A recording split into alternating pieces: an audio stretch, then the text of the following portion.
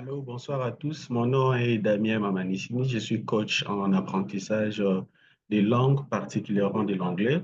Aujourd'hui, j'aimerais vous parler d'un sujet très important à propos de l'utilisation d'un mot très fréquent en anglais, c'est le mot within. OK? Je vais vous parler de son utilisation. Il est important de savoir comment vous devez utiliser ces mots, surtout parce que vous devez parler avec une certaine précision. Voilà. Donc, je vais vous donner quelques traductions courantes du mot within. OK? Donc, vous avez d'abord dans, il y a les mots dans qui est utilisé. Et là, vous avez des exemples. Par exemple, il est arrivé dans une heure. OK? En anglais, vous dites he arrived within an hour. Les livres est dans les sacs. OK?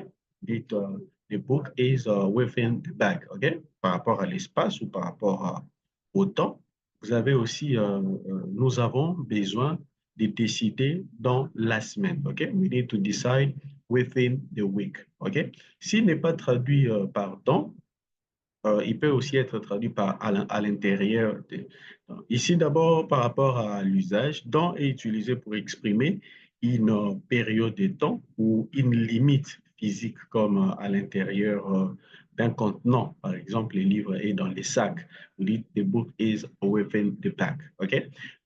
La deuxième traduction, c'est à l'intérieur de. Par exemple, il y a des fleurs à l'intérieur du vase. Vous avez dit, there are flowers within the vase. OK? Elle a trouvé la réponse à l'intérieur du livre. Vous avez dit, she found the answer within the book. OK? Nous avons cherché partout, mais c'était à l'intérieur de la maison. We searched everywhere, but it was within the house. OK? Ça, c'est à l'intérieur de. Cette expression est plus précise lorsqu'on décrit quelque chose qui se trouve à l'intérieur d'un espace bien défini, comme dans les vases, comme dans les livres ou encore dans la maison, surtout quand on était en train de chercher partout et on se rend compte que c'est en un lieu bien précis. Il peut aussi être traduit par au sein de, OK? Au sein de. Donc là, vous avez quelques exemples. Chaque employé a ses responsabilités au sein de l'équipe. Each employee has the responsibility within the team. Cette information est confidentielle au sein de l'entreprise. This information is confidential within the company. Il y a des grandes différences au sein de cette communauté. There are significant differences within the community. Alors, au sein de est utilisé pour décrire une position, une structure ou une organisation où quelque chose ou quelqu'un est inclus. OK?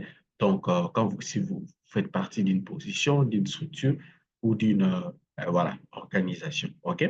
Et enfin, il y a les mots à l'intérieur des qui est un peu similaire à dans.